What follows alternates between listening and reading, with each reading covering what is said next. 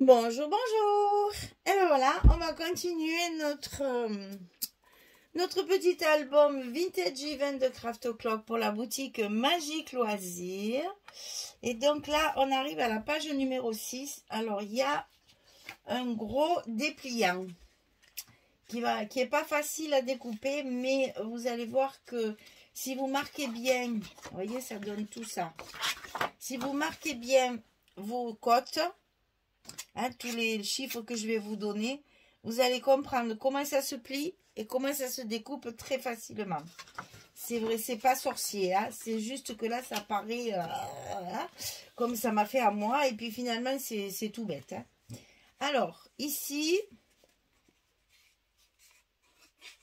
là, il n'y a pas de pli, je me suis trompée, évidemment. Je voulais mettre 1 centimètre, mais 1,5, ça suffisait. Alors, il faut couper une feuille de un carré de 47,5 sur 47,5. Bon, jusque-là, c'est facile. Par contre, pour marquer les plis, il faut le faire à plat sur votre plan de travail avec la règle en fer et un petit truc comme ça, là, parce que ça passe pas dans le massicot pour les pliures. Il faut les faire indépendamment et ça vous aidera pour la découpe après si vous étalez bien votre grand carré, parce que ça, tout ceci ici, ça fait en fait un grand carré de 47,5 sur 47,5. On est d'accord, c'est un carré. Après, on va découper les 4 angles, mais sinon c'est un carré. Et il y a un sens de pliage. Alors, d'un côté, du 45,5, celui que vous voulez, vous allez plier à 15,5, à 16 et à 31,5. Alors, c'est celui-là pour moi. 15,5, 16 et 31,5. C'est le premier, il n'y a pas de gousset. Ici, il y a un gousset de 5 mm.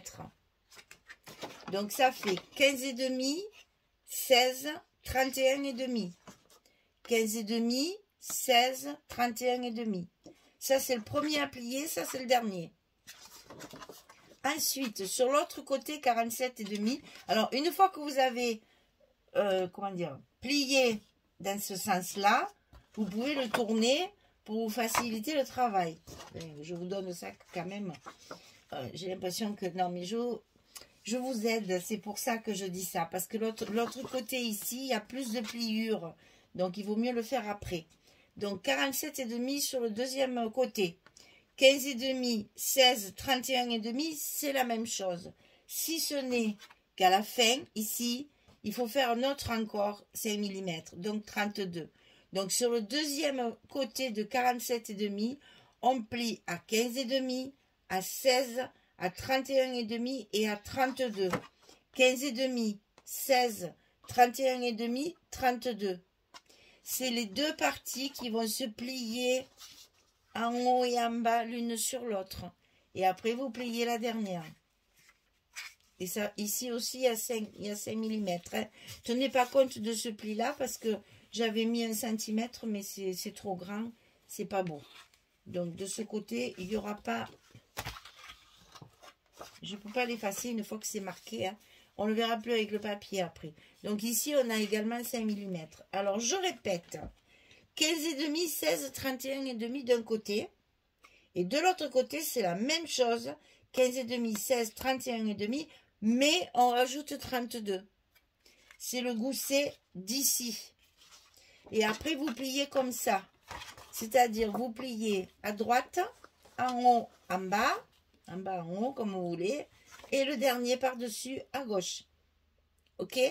Et ça se colle directement sur le papier de fond ici, au fond de notre bloc. D'accord? Donc ça, on peut le faire, puisque les deux rabats de fermeture seront à l'intérieur du bloc. Donc ici, par contre, moi, je l'ai scotché, parce qu'il y a du poids dessus qui va être manipulé. Donc, j'ai renforcé mon papier de fond pour être sûr qu'il ne bouge pas. Donc, si vous travaillez à la colle, n'en mettez pas que autour. mettez-en également un petit peu au milieu. Il faut que tout soit bien maintenu. Il faut que toute la surface soit collée.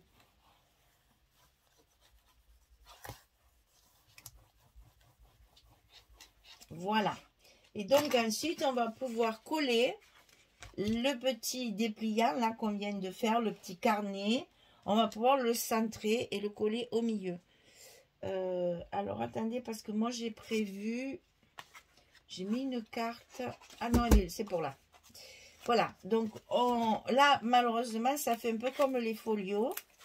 On n'a pas trop le choix. Il faut tout enlever et le coller au milieu. Et dans le bon sens si possible. Alors, on se met debout pour avoir une vision panoramique. Et quand c'est fait, on déplie et on colle notre papier de structure.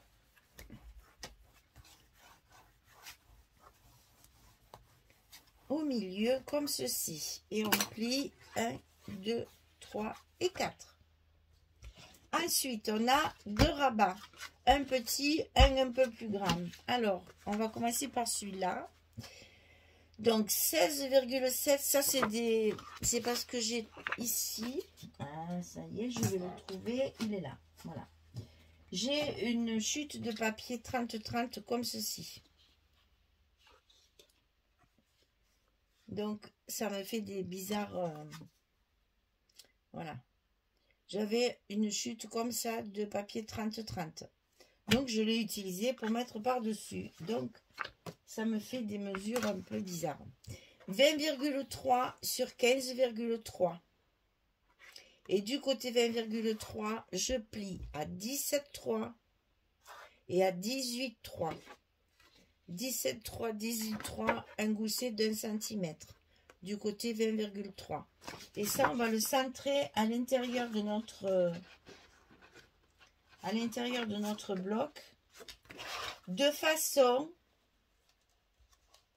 à cacher pratiquement intégralement le petit livret qu'on vient de faire.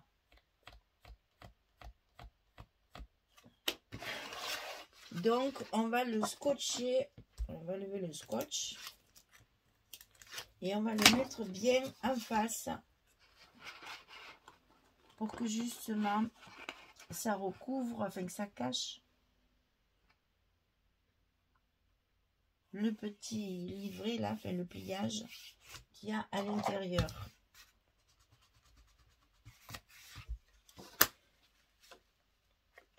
Ça dépasse allez, de 2 mm à peu près de chaque côté. Ensuite, en face, 16,7 sur 15,3. On plie à 13,7 et à 14,7. 1 cm également. Hein. 13,7, 14,7 sur 16,7 sur 15,3. Et bien entendu, on va le coller en face de façon à ce que ça vienne fermer notre page.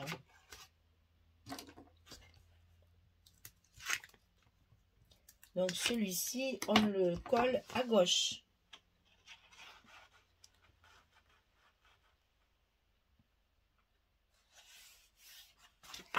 Hop là. Parce que j'ai un côté plus agile que l'autre. Nickel, voilà. Et là, on va pouvoir mettre nos aimants de fermeture. On peut en mettre 2, bien que ce soit pas très grand. Il vaut mieux parce que la page est quand même relativement épaisse.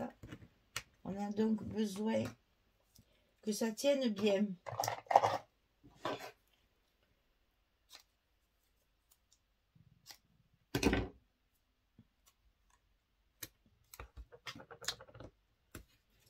Donc, on pose les premiers. Et on pose ceux qui vont fermer de l'autre côté.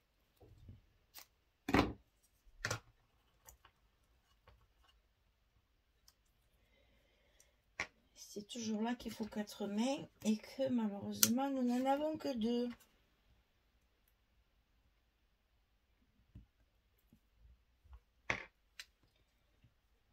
Ah là là, il colle. Hein. Voilà. Nos petits aimants sont en place. On fait attention à nos goussets. Que les pages soient bien en face aussi. Et on y va, on colle tout ça. Et notre fermeture est faite. Voilà.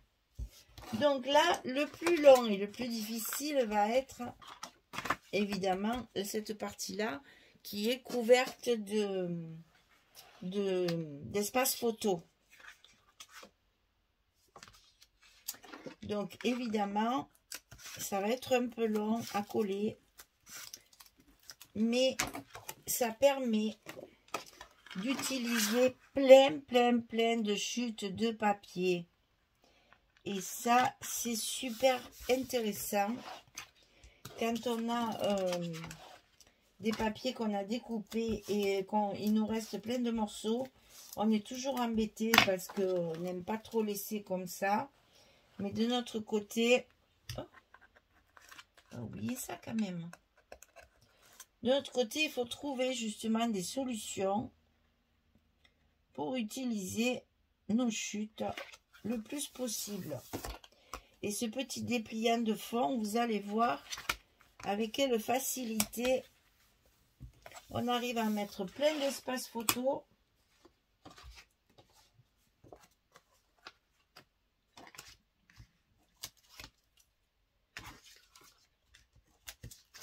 Et utiliser plein de chutes de papier. Alors là, j'ai mis un morceau de papier presque uni, hein, un faux uni comme on dit. Et là, je vous ai fait un modèle pour que vous voyez comment j'utilise ça souvent. Oh, pardon. Excusez-moi. Vous voyez, j'ai découpé dans le 15-30, toujours pareil, où j'ai plein de découpages. J'ai découpé 2 grosses valises, une pile de petites valises. Je superpose ça les uns avec les autres. Je les colle en bas de mon ensemble là. Ça me fait un stop pour pouvoir y glisser une carte supplémentaire. Donc là, il faut couper du 11-16 et pour faire une carte supplémentaire. Et ça nous fait toujours une place de plus pour des photos. Parce que dans cet album, croyez-moi, il y en a de la place. Hein. Et donc ici, l'autre morceau du papier 30-30. Ça glisse. Voilà. Et donc ici, on a fini. Alors, pour le petit livret du milieu. Ici, bien entendu, j'ai utilisé une 15-15, à l'endroit, une 15-15 entière. C'est la partie qu'on voit le plus. Donc, forcément, là, j'ai utilisé du 15-15. Et j'ai fait pareil, si je me souviens bien, je crois que j'ai fait pareil au fond. Alors, attendez. On va tout coller. On verra bien ce qui reste. Hein. Voilà. Donc, ça, c'est collé. Le dessus est fait. Alors, attention. Comment vous dire? J'ai essayé de faire du portrait et du paysage.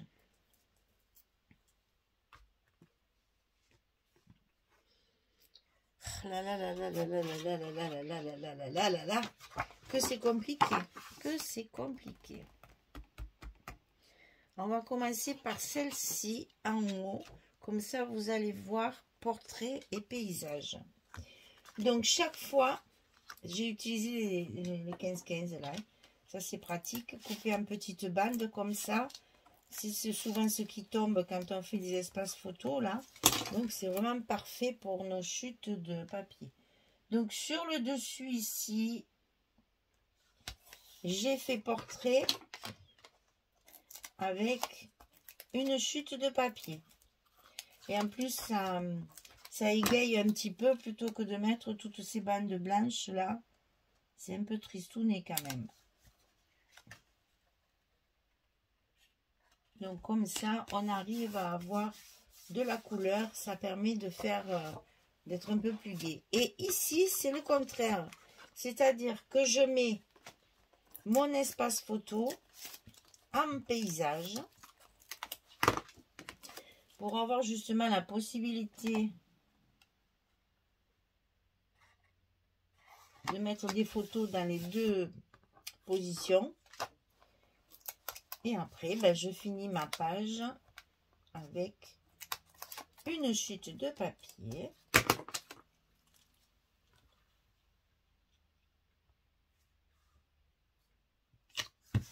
Et voilà, donc vous avez une fois un portrait, une fois un paysage. On fait pareil sur le bas. À l'intérieur, on fait du portrait. J'ai prévu, je reconnais, ça j'aurais pas dû, j'aurais dû vous le dire. J'ai prévu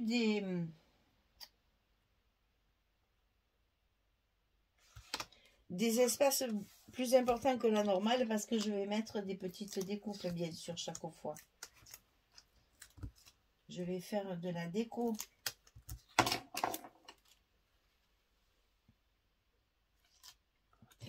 Bébé, bébé, bébé. Ça va pas, ça va pas, ça va pas. Voilà. Et donc ici dessus, je fais portrait. Alors j'essaye de faire, voilà, toujours un quinconce.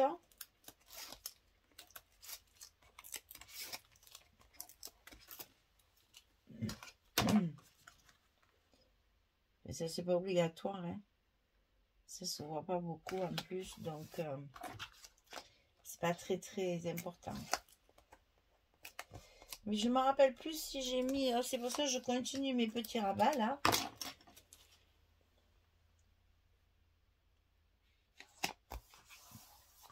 Voilà, ça c'est fait. Alors ici maintenant, ici on a deux portraits. Et comme là je suis près du bord, celui-là, je vais le mettre, enfin près du centre, je devrais dire. Celui-là, je vais le mettre au contraire sur l'extérieur. Toujours pareil pour pas que ça soit symétrique et ennuyeux là. On essaye de donner un petit peu de vie, même sans les photos, hein.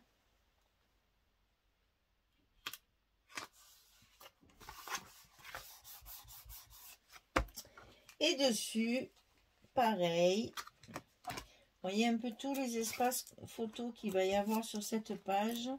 Ils sont générés avec cette espèce de petit livret là qui a ce dépliant là qui va nous permettre de mettre beaucoup de photos.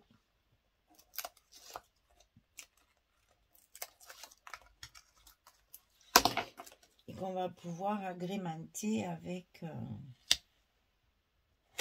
de la décoration. Alors, qu'est-ce qu'il me reste? Ah, ben, je savais bien. Je savais bien qu'au milieu, j'en avais mis un entier. Donc ici, pareil, j'en ai mis une feuille complète pour justement casser cette monotonie de tout blanc là. Et là, je vais être obligée de faire attention parce que comme j'ai un peu raté mes plis, il faut que je me cadre bien sur les plis. Donc ici au fond, j'ai une page entière de 15-15.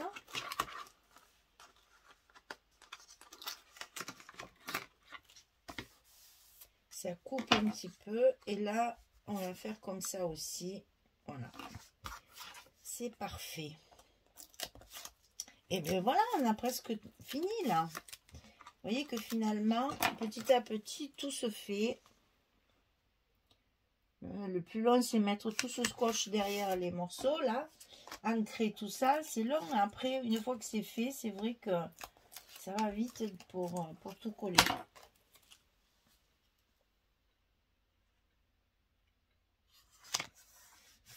Voilà. Et donc, on referme. Donc, toujours pareil. Côté droit, en haut et en bas. Et le dessus. Hop là. Et le dessus. Et ensuite, on a ici, donc, hop, comme ça, une carte. Comme ceci. Pour mettre comme ça. Et là, évidemment, comme toujours, on va mettre notre petite... attention, il y a la carte dessous, hein, que je trouve pas tout le monde. Alors ça, c'est la révélation, ces pinces. Hein.